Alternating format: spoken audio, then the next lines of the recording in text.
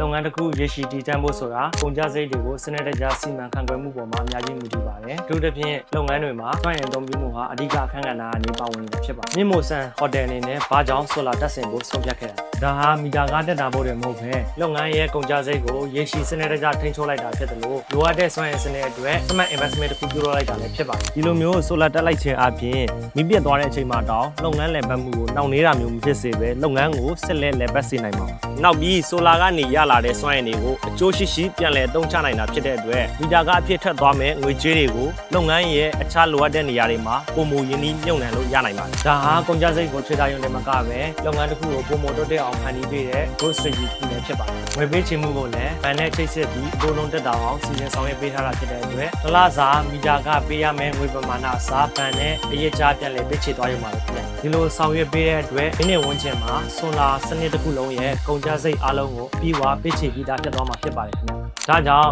လူကြီးမင်းတို့လုပ်ငန်းတွေမှာလုံခြုံစိတ်ချမှုနဲ့အာမခံချက်အပြည့်ရှိပြီးလုပ်ငန်းနဲ့ကိုင်ကြီးစင်မဲ့ Solar Power Backup System 2ကိုတက်ဆင်ခြင်းနဲ့ဆိုရင်တော့ကျွန်တော်တို့ရဲ့ Starnot Solar Ride ကအမြဲအဆင်သင့်ရှိနေပါတယ်